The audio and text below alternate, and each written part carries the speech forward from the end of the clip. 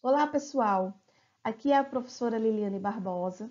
Sou professora de Ciências para o Fundamental 2, professora de Biologia no ensino médio, sou bióloga e também trabalho com cursinhos, em alguns preparatórios para o Enem. Nessa aula, eu vou apresentar para vocês temas relacionados, na verdade, um tema relacionado a uma turma de sexto ano. É um assunto bem recorrente nas aulas do sexto ano, geralmente são vistos no início do ano, e venho trazendo esse conteúdo para ajudar a todos vocês, sejam para reforçar para quem já viu esse conteúdo, seja para apresentá-lo pela primeira vez, já que muitos alunos não estão tendo contato com a sala de aula, nem virtualmente, devido a inúmeros fatores e porque está tendo recesso, está tendo férias, né? Tudo isso devido à quarentena e a gente tem que se proteger, temos que ficar em casa, né? Isso é extremamente válido.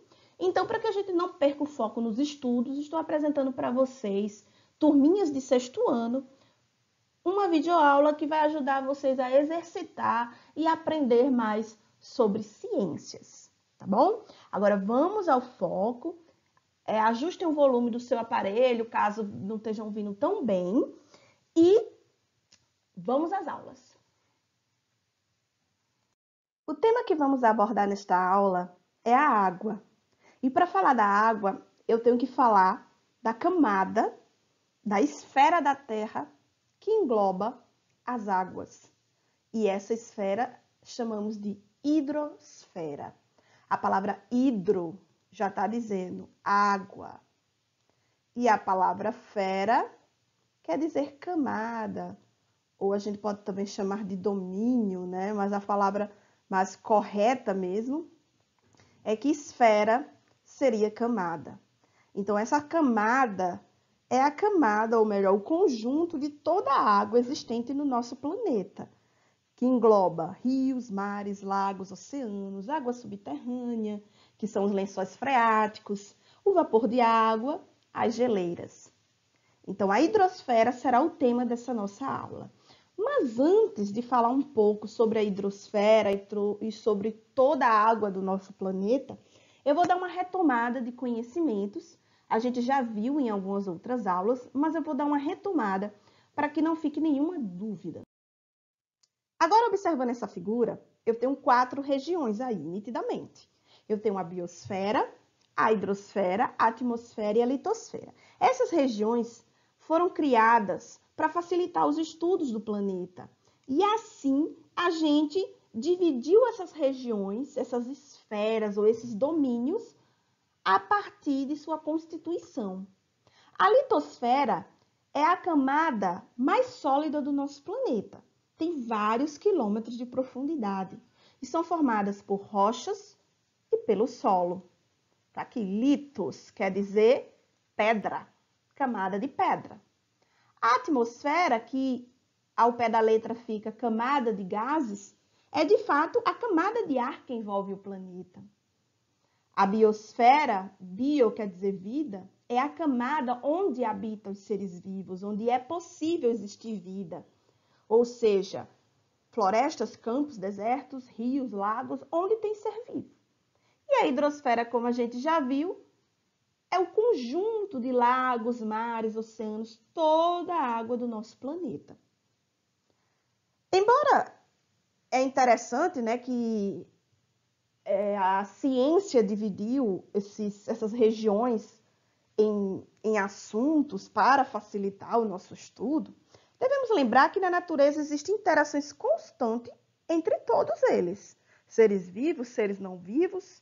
Assim, essas grandes regiões que eu citei estão em constante interação, uma influencia a outra. Elas não são desligadas no tempo, não. Não, não, não, não. Por exemplo, o ser humano é um ser vivo, faz parte do quê? Da biosfera. Mas suas atividades não alteram as outras regiões? Nossa atividade não polui a hidrosfera, a litosfera e até a atmosfera? Então, as camadas, elas se interrelacionam. Infelizmente, essas mudanças nem sempre são favoráveis, como eu falei, né? Inclusive afetando a sobrevivência do próprio ser humano. quando a gente destrói as florestas, quando aumentamos a emissão de gás carbônico, tudo isso provoca mudanças climáticas no nosso planeta e altera não só a biosfera, como todas essas outras camadas. Eu coloquei essa figurinha para representar o Dia Mundial da Água, que foi agora dia 22 de março, né? É o dia em que a gente comemora o Dia da Água. E por que a água precisa ter um dia? A água é extremamente importante para todos nós seres vivos. Ela constitui não só os seres vivos, como também os seres não vivos. Então, a água é de fato extremamente importante para o nosso planeta. E agora a gente vai aprender por que ela é tão importante. Certo? Mas não esqueçam, dia 22 de março, Dia Mundial da Água. Quando se fala em água, uma das primeiras coisas em que pensamos é a água que a gente bebe. A água usada para consumo e preparação de alimentos tem que ser potável. E o que é potável? É que não pode ter micro-organismos, não pode ser suja, não pode ter nada que prejudique a nossa saúde. Se você pegar um copo com água e ele apresentar cor, cheiro, e principalmente se estiver turvo, não beba, porque você pode estar colocando a sua saúde em risco. A água utilizada pelo ser humano para a maioria das atividades é água doce, que apesar do nome doce, ela não tem açúcar, tá? Pelo amor de Deus. A água salgada e a água doce têm sais minerais dissolvidos. A questão é a quantidade. O sal mineral está em maior quantidade na água salgada, óbvio. Na água doce, então eu vou ter menos sais dissolvidos. A água cobre aproximadamente 70% do nosso planeta. Então, 70% do nosso planeta é água. Aí fica um pouco contraditório. Planeta Terra, se temos mais água. Mas bem, 70% de água do nosso planeta e só 30% de terra. E a gente observando que desses 70% de água, 97% é água do mar. E só 3% é água doce. Quando eu falei 97% é água do mar, eu estou dizendo que ela é não potável. Eu estou dizendo que ela é salgada e não é possível consumi-la. Então, 97% da água do nosso planeta é salgada, sendo que apenas 3% é doce. Bem, é bem triste, mas é isso aí mesmo. A maior parte da água que existe na Terra é encontrada nos mares e oceanos e não pode ser utilizada para as atividades humanas. Isso mesmo. 2,5% da água doce é encontrada nos polos, nas regiões polares, nos topos das montanhas elevadas, ou seja, geleiras, icebergs. E o que é iceberg? São grandes blocos de água congelada que vão se soltando das geleiras. Então, 2,5% dessa água doce está na forma congelada. E só 0,5% está disponível. Então, só 0,5% de água doce está disponível na forma de chuva, na forma de lençóis freáticos, de lagos, rios, reservatórios. É bem pouco, gente. É bem pouco mesmo. Talvez você já tenha se perguntando, então por que a água do mar é salgada? Como eu disse, existem sais dissolvidos nessa água, professora. Mas na água doce também não tem sais? De onde vêm esses sais, né? Então vamos lá. À medida que os rios percorrem o continente, eles vão carregando sais que vão se soltando de rochas e vão se dissolvendo na água dos rios, né? E o rio desemboca onde? Já dizia a música, o Rio São Francisco vai bater no meio do mar.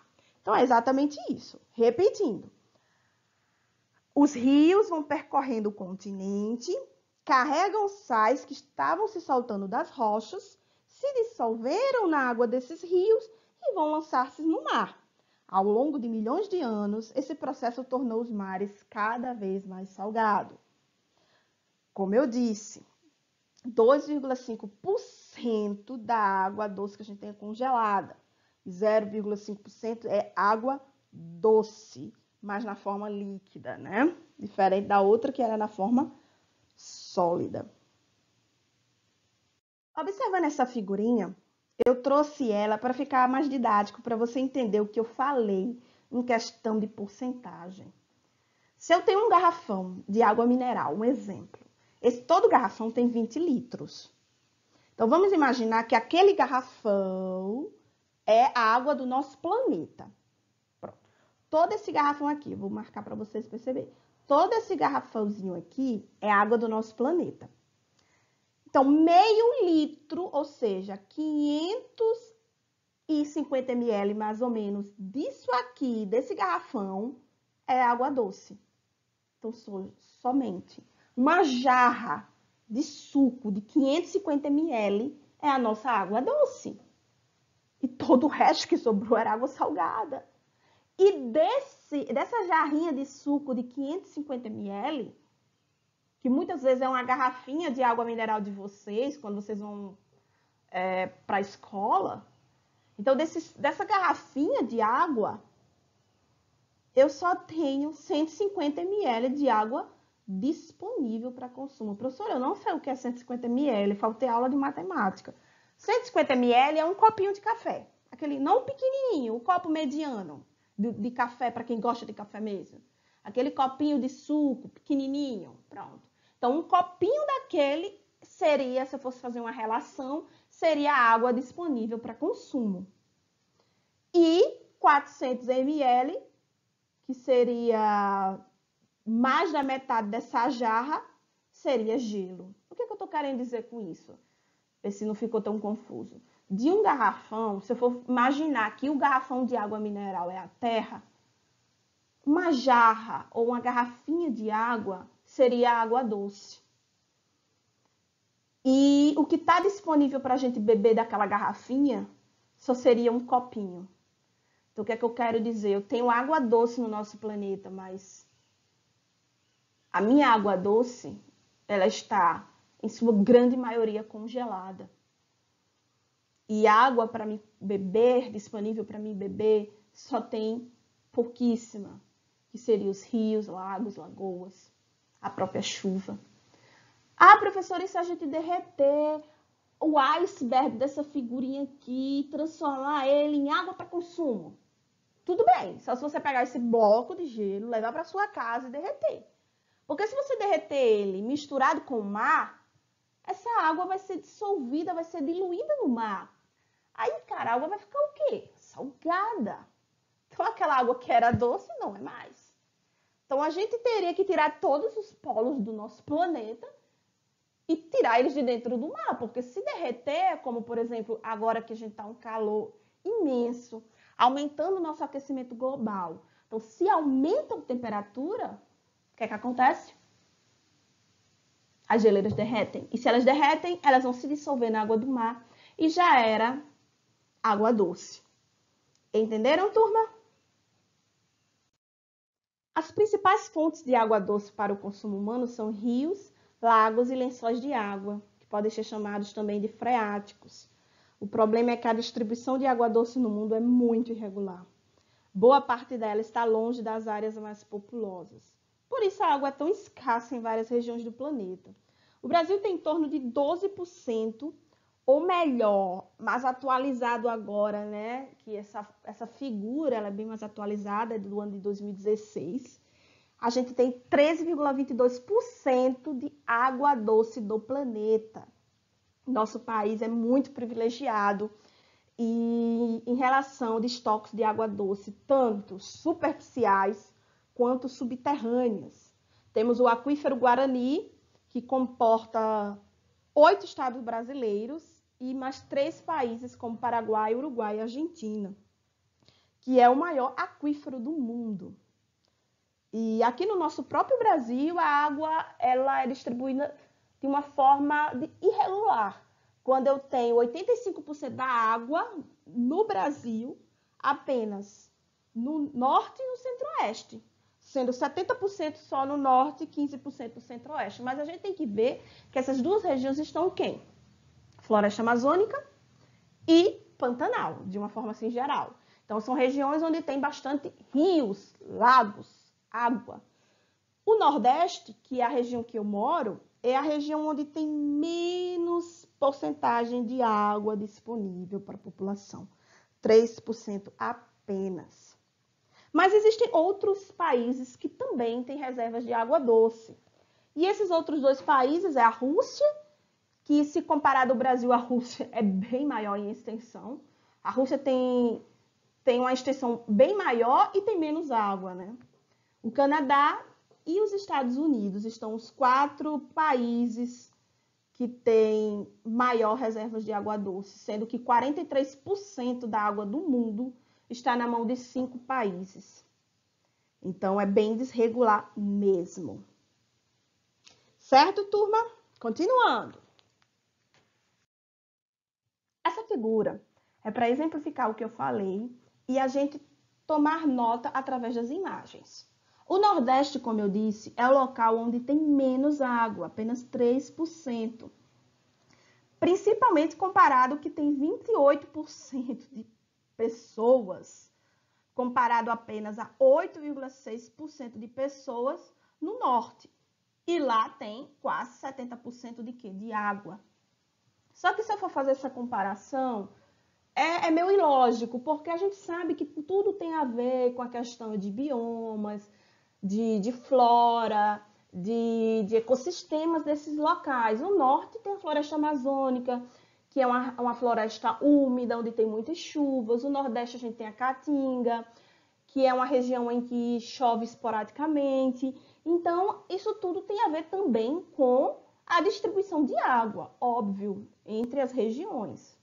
Quando eu olho nessa outra figura, que é uma figura mais atualizada, essa figura ela é da Agência Nacional das Águas, né? Ela é bem mais atualizada do ano passado, 2019, e mostra já, em primeiro lugar, ainda continua o Brasil como maior vamos dizer assim, reserva aquífera. Depois vem a Rússia, ainda também em segundo lugar.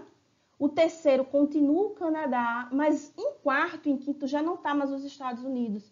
Eu tenho quarto a Indonésia e eu tenho em quinto a China. Então essas são as regiões atualmente mais ricas em água, tanto superficial quanto subterrânea.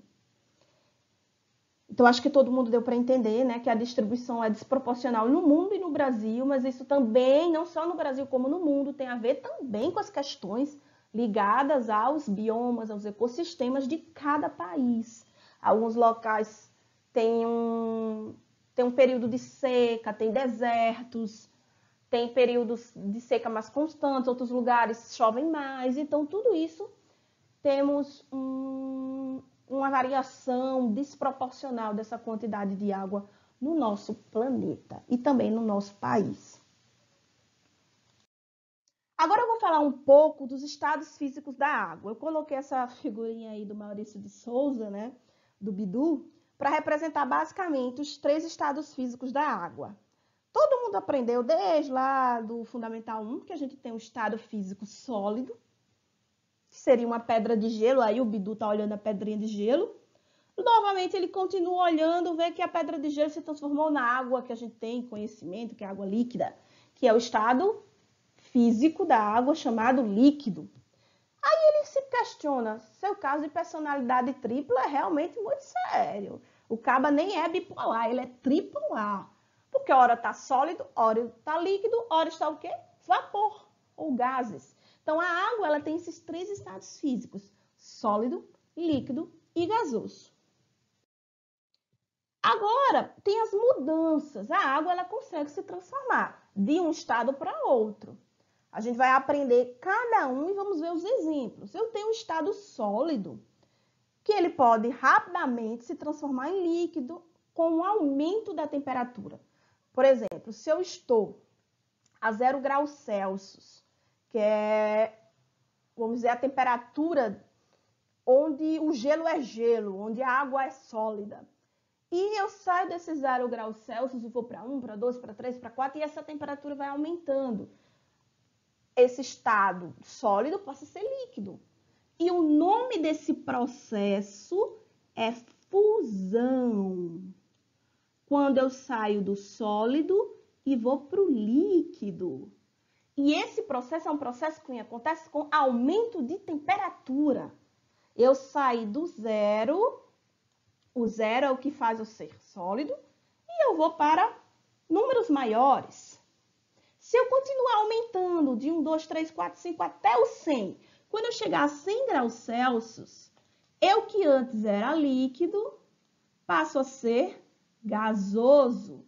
E esse processo eu vou chamar de vaporização. Gente, por favor, eu tenho uma coordenação motora péssima, então não observem as minhas subliminagens aí, sublinhagens, desculpa.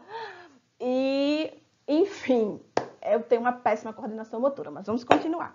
Então, líquido para gasoso é a vaporização, vaporização. Então, o cara era água líquida, agora é água vapor. Só que, então, no caso, vamos lá, vamos retomar. Se eu estou em 0 graus Celsius, eu sou o quê? Eu sou gelo, eu sou sólido. Se eu saio de 0 graus Celsius, eu sou o quê? Líquido. Se eu chego a 100, eu passo a ser o quê, turma?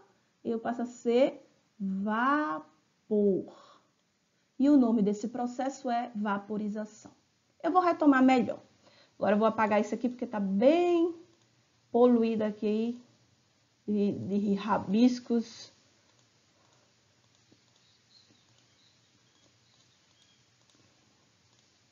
Vamos lá.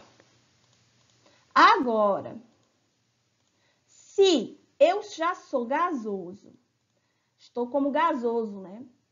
E quero passar a ser líquido de novo. Eu era gasoso e quero passar a ser líquido. O nome desse processo é condensação.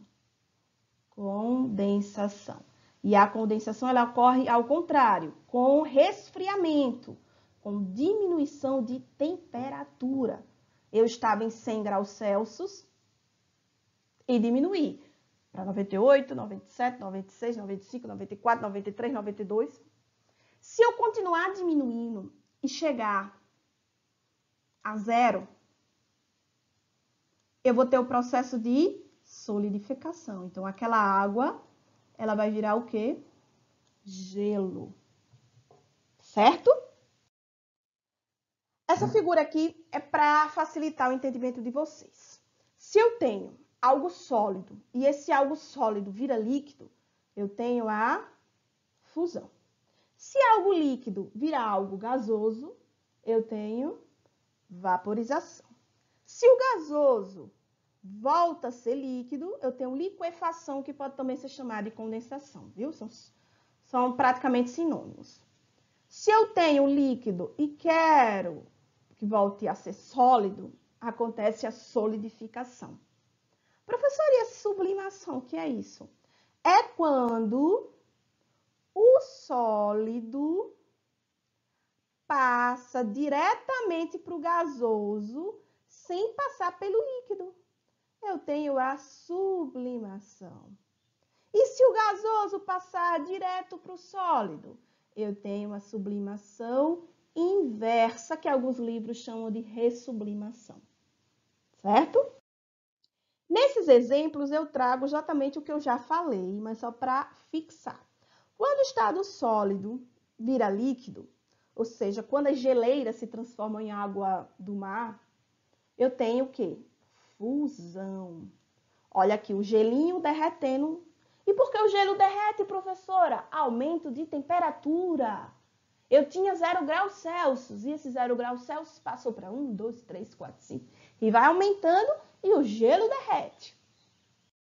A vaporização é quando a água líquida ela passa de 100 graus Celsius. Então, a água líquida, como eu disse, estava lá. 3, 4, 5, 6, 7, 8. Quando chega em 100 graus Celsius, aquela água líquida vai se transformar em gás ou vapor.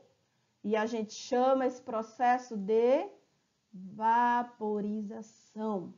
Que o exemplo, quando eu ponho um chá quente na minha xícara, e esse chá quente, ele começa a sair umas fumacinhas, é a água líquida que está se transformando em vapor. Do mesmo jeito, quando eu boto uma chaleira no fogo para ferver uma água, para fazer um café, ou fazer qualquer outra coisa, essa água ela estava fervendo, ou seja, ela estava chegando a 100 graus Celsius. E quando ela chega a 100 graus Celsius, a água líquida se transforma em vapor, certo? Só que a vaporização tem três tipos, vamos dizer assim. A calefação, que é quando esse processo ocorre de forma instantânea. O que é que eu quero dizer com isso?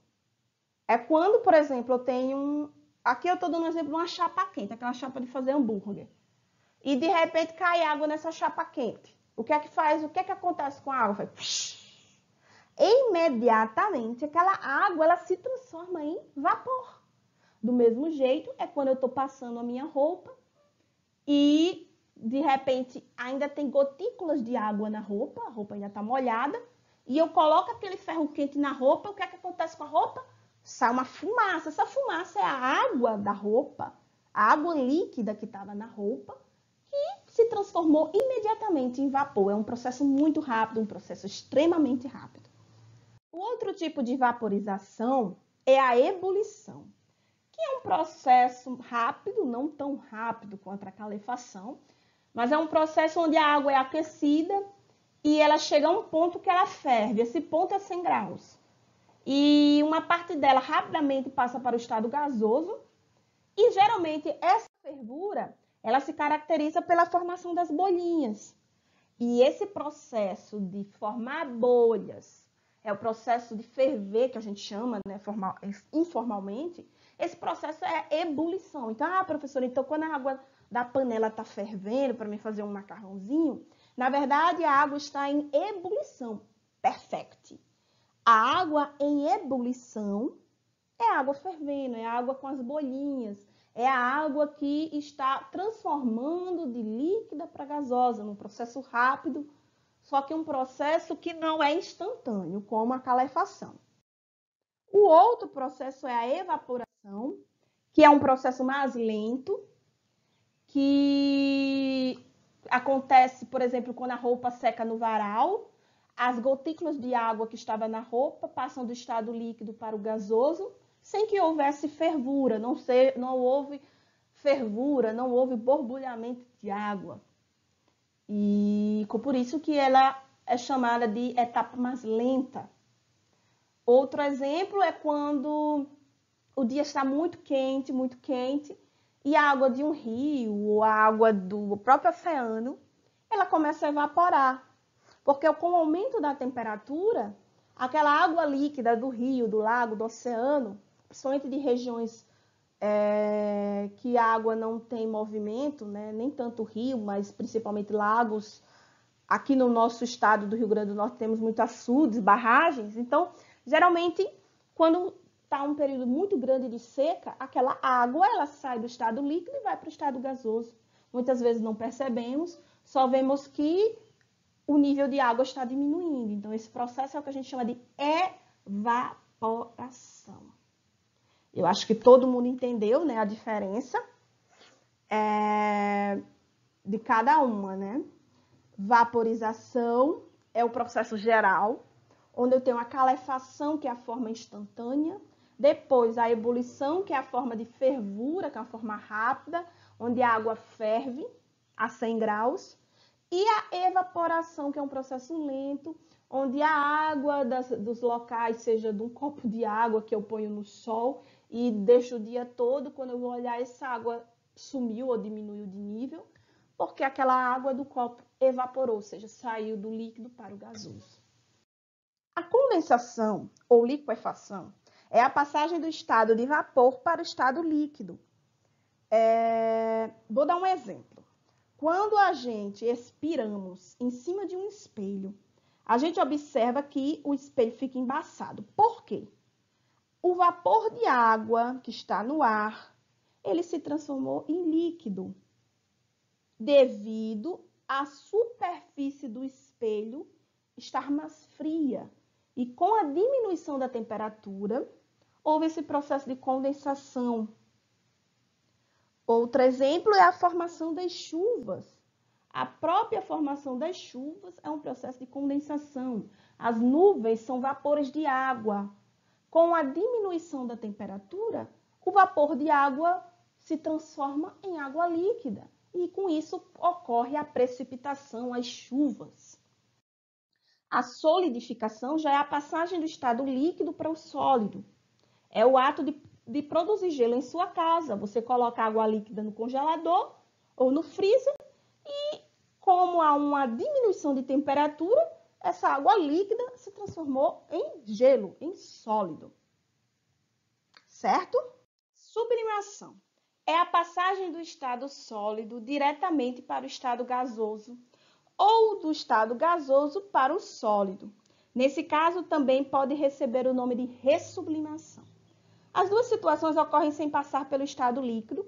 Algumas substâncias passam diretamente do sólido para o gasoso, como, por exemplo, a naftalina, que é uma pedrinha utilizada para matar traças e sofre esse processo de sublimação. Por isso que quando a gente coloca ela no ambiente, depois de alguns dias, de em torno de 2, 3, 4, 5 dias, a naftalina já está... Primeiro ela vai reduzindo de tamanho até ela desaparecer, porque ela saiu do sólido e foi para o gasoso. Mas se eu quero do gasoso para o sólido, eu tenho como exemplo o gelo seco, que seria o quê? O gás carbônico. O gás carbônico é o quê? Um gás. Então, se ele é um gás e ele vira uma pedra, e essa pedra, na verdade, está no estado sólido, então o gás foi diretamente do gasoso para o sólido. O gás carbônico é congelado, podemos dizer assim, e esse é um processo também de sublimação. Isso aqui é o gelo seco, né? Que era um gás e virou uma pedrinha, ou seja, o gelo, que eles chamam de gelo seco, mas na verdade não é água, lembrem. É o gás carbônico, que era um gás, vapor, e se transformou num cubozinho, tá certo? Ou seja, sólido. A água está constantemente circulando entre os ambientes. Dos rios e oceanos, ela evapora. Condensa-se e forma as nuvens na atmosfera. Então, volta para a superfície terrestre e forma a chuva ou a neve.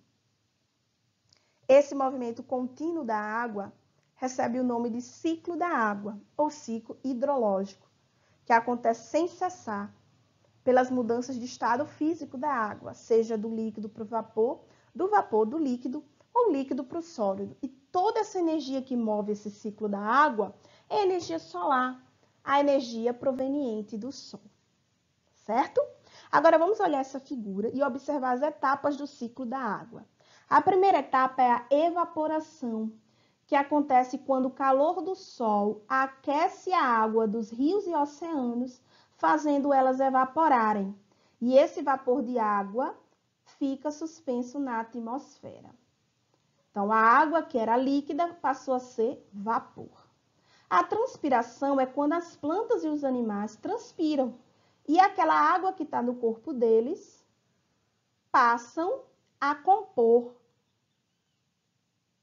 os gases, né? O vapor, essa água que está no corpo deles, passa a compor o vapor que está na atmosfera.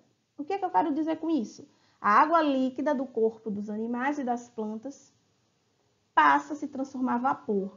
E esse vapor vai compor a atmosfera. Como eu disse, a água pode ser ingerida pelos animais ou absorvida pelas raízes das plantas.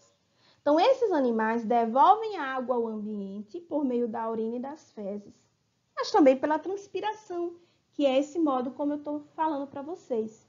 É quando a água que está nas folhas, que está nas plantas, ela é, como é que eu posso dizer, perdida através da transpiração. E essa água que era líquida passa a ser vapor. E vai para onde? Vai para a atmosfera. Certo? O outro tópico é a condensação. Em certas regiões altas da atmosfera, que a temperatura é baixa, o vapor de água, que estava aqui, ele muda de estado e passa para ser líquido, formando assim gotículas de águas que juntas dão forma às nuvens. Quando essas gotículas se juntam e formam gotas maiores, deixando as nuvens carregadas de gotas, ocorre o próximo passo, que é a precipitação. A precipitação é quando a água pode cair no estado líquido, que forma a chuva. E no caso da neve, o estado sólido.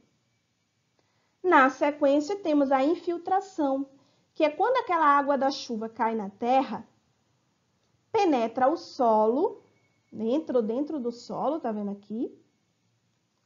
E forma o que a gente chama de lençóis de água ou lençóis freáticos. E essa água irá acumular-se e juntar-se a lagos, rios ou oceanos. Eu acho que todos entenderam. Mas mesmo assim, eu vou dar uma retomada para fixar melhor. Vamos lá. A evaporação é o primeiro passo, é quando a água dos oceanos, rios, lagos, toda aquela água líquida, ela é evaporada, ou seja, sai do estado líquido para o estado de vapor. E esse vapor fica na atmosfera. E isso acontece com o aumento da temperatura do Sol, causando essa passagem do estado líquido para o estado gasoso, ou seja, o líquido para o estado gasoso. Menos o Sol, tá? Eu circulei com o Sol, mas o Sol não está incluído, não. Aí, depois da evaporação, a gente tem um processo de condensação. É quando aquele estado de vapor se transforma novamente em estado líquido. Ou seja, formando as nuvens. O que é a nuvem? São gotículas de água que estão presas nesse formato. Então, a água que estava em estado de vapor passa a estado líquido, formando as gotículas de água. E quando elas começam a pesar, né, vamos dizer assim, de uma forma bem coloquial, à medida que elas vão pesando, que elas vão ficando mais cheias de gotículas de água, e ocorre o processo de precipitação, que é quando a água líquida cai na forma de chuva na terra. E esse processo de condensação e precipitação ocorre com a diminuição da temperatura, ou seja, com resfriamento. E essa água, ela pode infiltrar, ou seja, ela vai molhar a superfície da terra, mas ela pode infiltrar e formar o que a gente chama de lençóis freáticos, ou seja, a água que fica presa no subsolo. E essa água, ela vai para os rios, oceanos, e ela também pode ajudar a, como é que eu posso dizer, a levar água para as plantas. Então, é basicamente esse processo do ciclo da água: evaporação, condensação, precipitação e infiltração.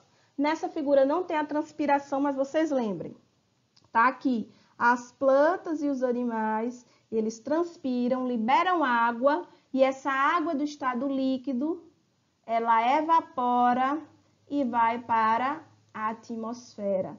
Esse processo a gente chama de evapotranspiração. Para finalizar a aula, eu vou falar um pouco sobre por que economizarmos água, e eu acho que vocês já viram, basicamente, que a nossa água doce potável ela é muito pouca comparada à água salgada. E qual a importância da água para a gente? Vocês viram que ela compõe não só seres vivos, como seres não vivos. É importante para o ciclo do planeta, para todos os ciclos, não só o ciclo da água, mas como para outros ciclos de outras substâncias.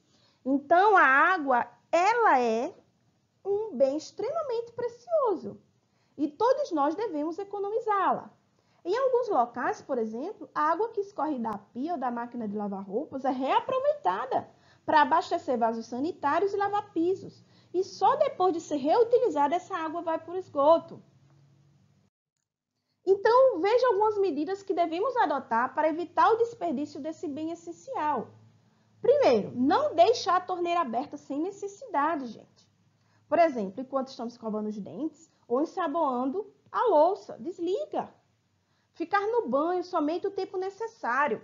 Um banho de chuveiro de 15 minutos gasta cerca de 250 litros. E você sabia que a cada 5 minutos de banho já é gasto 70 litros? Por isso, seja rápido no banho. Então, além disso, podemos também fechar o registro do chuveiro enquanto estamos nos ensaboando. Manter a válvula de descarga regulada. É mais adequado que o vaso sanitário tenha uma caixa acoplada, né? Porque esse tipo de caixa libera cerca de 6 litros de água a cada descarga, enquanto a válvula pode gastar 20 litros por vez. Utilizar vassoura ou balde com água em vez de mangueira, ficar com mangueira, né? É muito melhor pegar uma vassourinha e varrer. E se quiser colocar água, jogue baldes, é melhor que a mangueira. Isso tudo, né, para quem gosta de limpar a calçada. Os jardins e as plantas devem ser regados nos horários mais frescos do dia, tipo, regar as plantas. O ideal de regar as plantas é de manhã ou ao entardecer, porque isso reduz a perda de água do solo. Porque se você aguar ao meio-dia, aquela água que você está aguando vai ser toda evaporada. Então, a própria planta não vai aproveitar quase nada da água que você aguou.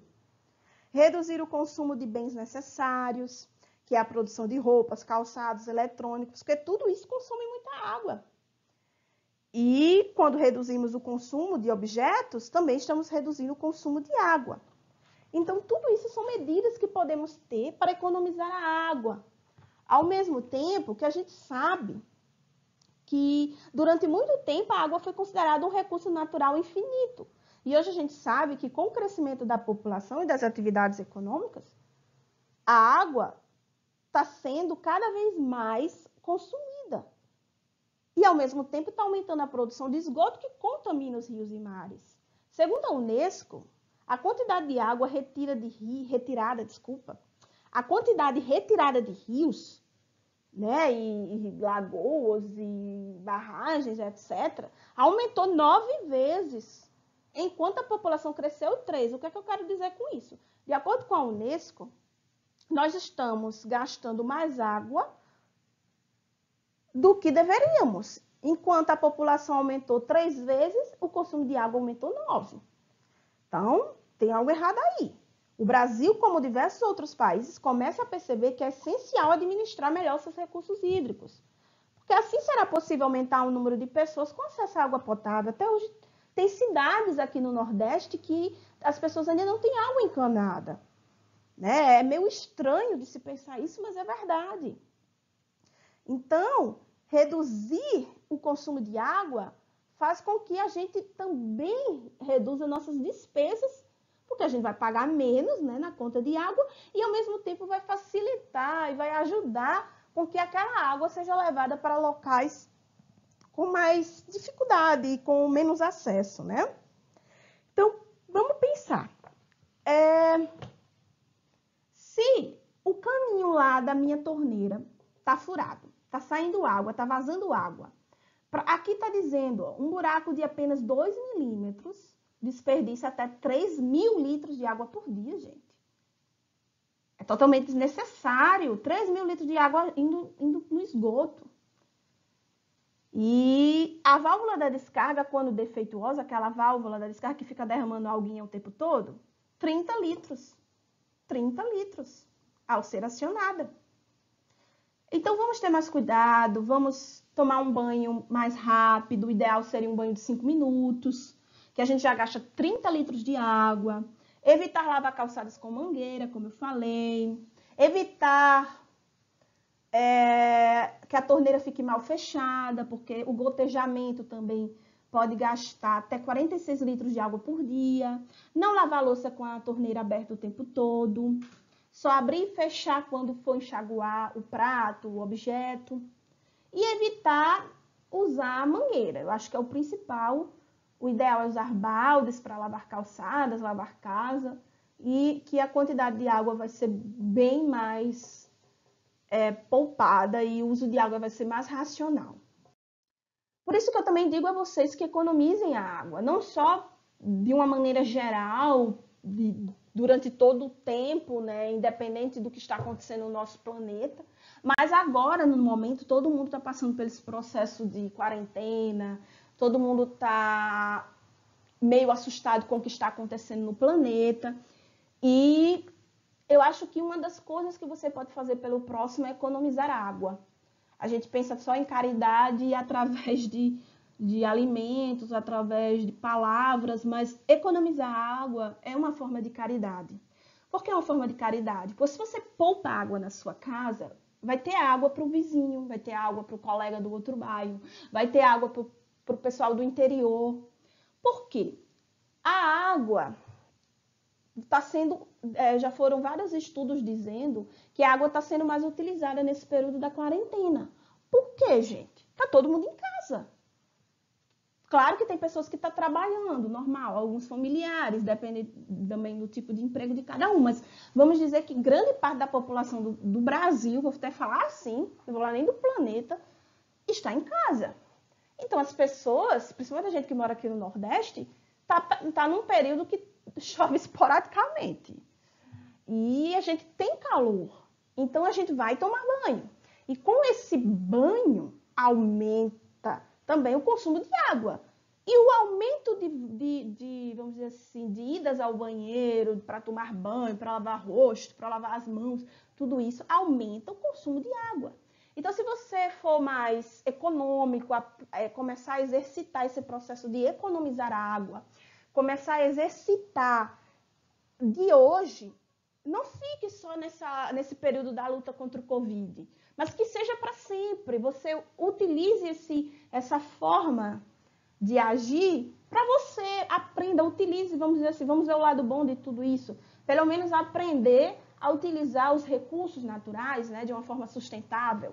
Então, vamos pensar assim, se você utilizar água demais na sua casa, vai ter menos água. Porque não está chovendo, principalmente aqui no Nordeste, não está chovendo tanto assim. Teve uns períodos de chuva, óbvio. Algumas cidades está chovendo bastante. Mas entenda, ao mesmo tempo que chove, tem períodos que não chove, está muito esporádico. Então, se a gente não poupar a água agora, vai ter um período que não vai ter água. Vai ter secas. Então, isso não cabe só para aqui, para o Nordeste, cabe para todos os estados do Brasil. Eu acho que isso é uma questão de solidariedade e pensar no futuro também. Por isso, gente, não vamos ficar no chuveiro cantando com a torneira aberta. Quer cantar, canta, brinca, dança, faz o karaokê, faz o que você quiser. Mas enquanto tá brincando, desliga a torneirinha. O que eu tenho para dizer para vocês que foi maravilhoso estar com vocês. Deixo um abraço, deixo um voto de que tudo vai ficar bem e que logo, logo estaremos juntos presencialmente também, para alguns alunos meus que estão assistindo essa videoaula, né? E a gente está um pouco afastado, mas por mais que estejamos afastados fisicamente, mas estamos mais próximos no coração. Esse é um período onde as pessoas estão mais solidárias e estão mais unidas, e eu fico muito feliz por esse período, as pessoas estão conseguindo ver o lado bom de tudo isso. Um abraço em todos vocês, pequeninos e pequeninas, e quem puder ficar em casa, eu sei que nem todo mundo tem esse privilégio de ficar em casa, porque é um privilégio poder ficar em casa, a verdade é essa. Como nem todo mundo tem esse privilégio, tomem cuidado, se saírem para trabalhar, os papais de vocês, no caso, né? Usem máscaras, usem álcool em gel, lavem as mãos, evitem contato físico da maior, vamos dizer assim, da melhor forma possível, mas tenham cuidado. Qualquer coisa, querem entrar em contato comigo, alunos e não alunos, pessoas que estão assistindo o meu vídeo aqui no YouTube, deixem curtida, se inscrevam no canal, me procurem também pelo meu e-mail, professoralilianebarbosa@hotmail.com, e quem quiser falar comigo, pode mandar mensagem também pelo YouTube. Não esqueçam de dar um legalzinho, dar uma curtida e se inscrever no canal, deixar um comentário legal. Abraço em todos. Nos vemos nas próximas aulas.